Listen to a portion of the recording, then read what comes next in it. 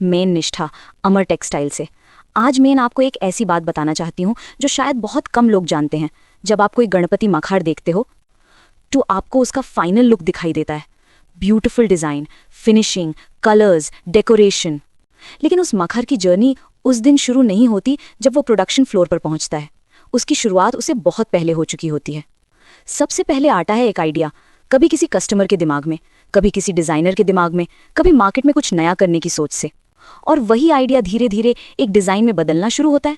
फिर बात होती है शेप की, मखर का स्ट्रक्चर कैसा होगा, उसका ओवरऑल लुक कैसा होगा, फ्रंट से देखने पर उसकी प्रेजेंस कैसी लगेगी। ये सब चीज़ें पहले सोची जाती हैं। उसके बाद ड्राइंग पर काम शुरू होता है। कई बार पहली ड्राइंग फाइनल नहीं होती, चेंजेस होते हैं। कभी डिज़ाइन का बैलेंस, कभी पूरा कॉन्सेप्ट ही इंप्रूव किया जाता है। और धीरे धीरे एक सिंपल आइडिया क्लियर होता जाता है। मुझे लगता है यही सबसे इंटरेस्टिंग स्टेज होती है, क्योंकि इस स्टेज पर आप सिर्फ मखर नहीं बना रहे होते, आप एक विजन को शेप दे रहे होते हो। और जब ड्राइंग फाइनल हो जाती है, टैब अगला स्टेप शुरू होता है। अब देखना होता है कि जो कागज़ पर अच्छा लग रहा है उसे एक्चुअल प्रोडक्शन में कैसे कन्वर्ट किया जाए। कौन सा फैब्रिक यूज़ होगा, कौन सी डिटेलिंग ऐड होगी, कौन सी फिनिशिंग इस डिज़ाइन को और प्रीमियम बनाएगी। ये सब प्लानिंग प्रोडक्शन शुरू होने से पहले हाई कर ली जाती है। और तब जाकर एक गणपति मखर अपनी असली जर्नी शुरू करता है।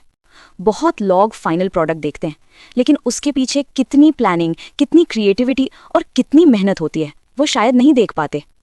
पार्ट 2 में आपको दिखाऊंगी कि ड्राइंग फाइनल होने के बाद प्रोडक्शन प्रोसेस कैसे शुरू होता है और कैसे एक सिंपल स्केच धीरे धीरे एक एक्चुअल गणपति मखार में बदल जाता है। Amar textile, stitch your own design. Contact 9924799905।